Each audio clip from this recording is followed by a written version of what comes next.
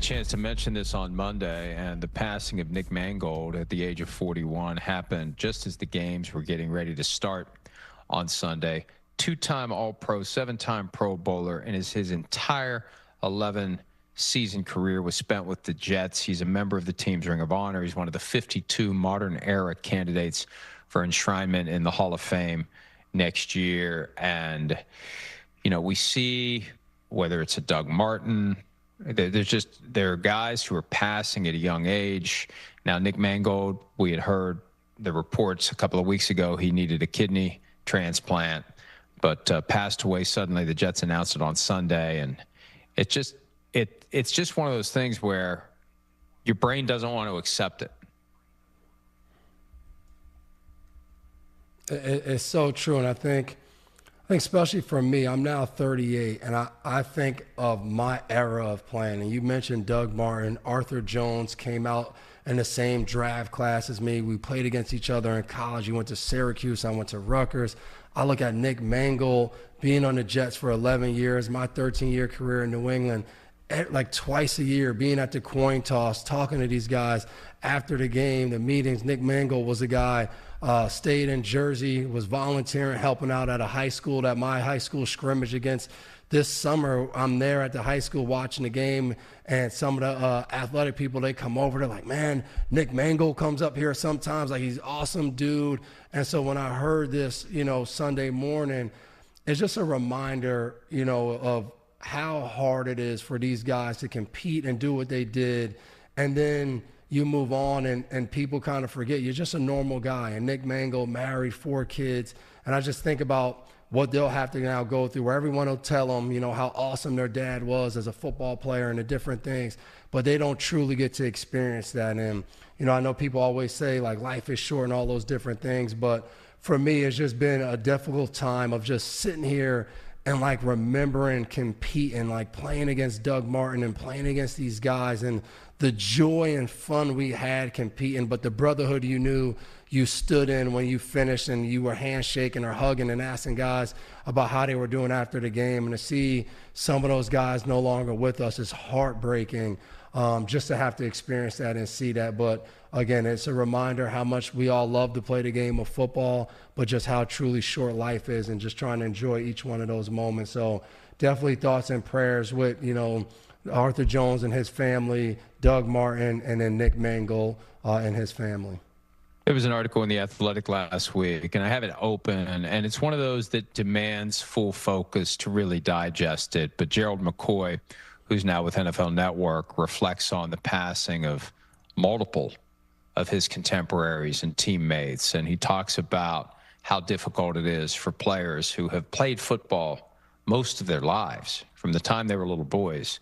And then I use this metaphor all the time because it's true in the attitudes of the owners. It's, we're taking the piece out of the machine and we're going to replace it with another one.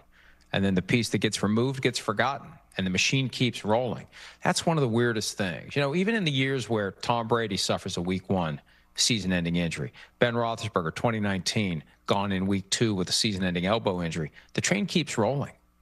And the life keeps going for the guys who have only known football their entire lives. And for a lot of guys, that's a difficult adjustment.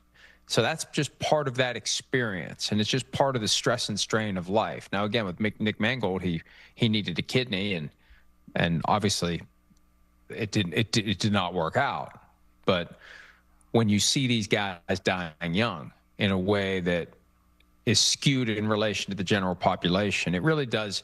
I don't know what the solution is. I think we just all need to be more sensitive to the fact, and I try to do this all the time, because, you know, we root for the laundry. We root for the helmets.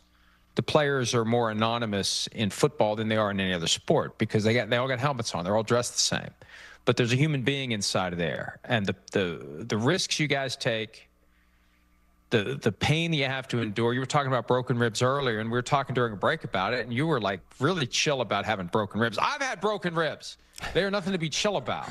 But I think you just accept the fact that, and this is part of the DNA of a football player, it's just it's the way it is, and you accept it.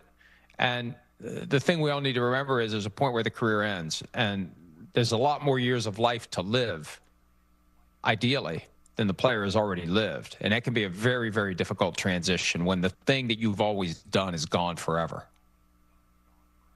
Yeah, there's no doubt. And I'm firsthand experienced that, whether it's in my marriage, of being home and trying to figure things out as a dad, as you move into those next things. And I'm fortunate. I'm a part of something called Pro Athlete Community, and it's based on strictly helping pro athletes transition to whatever's next, helping you mentally, emotionally, and then obviously from a job standpoint, finding purpose in those different things. And that's been a joy to be a part of that board and be there to help guys and talk about what the next steps are. So there are things that are coming out, but like you said, I played football for 25 years of my life. I'm 38.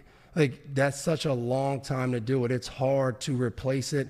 As much as I love what I'm doing now, there's oftentimes I miss it, but that transition's been very difficult. But the guys got to stick together and help each other out, and I think it's moving in that direction. I need to get more information slowly about that group, because it sounds like something I want to publicize so the former players who are still plugged into following the NFL can see it, and maybe it can help some guys out, because it's got to be a tough transition. Chuck Noll always said the period after you play football is your life's work, and I think implicit in that message is football is a very, very temporary slice, and you got to be thinking of the bigger picture, that there are a lot of years to live and to be productive beyond that. It's just not an easy thing for guys to do. All right. Hi, it's Mike Florio. Thanks for watching PFT on YouTube. Hit subscribe for the latest news and analysis from Pro Football Talk.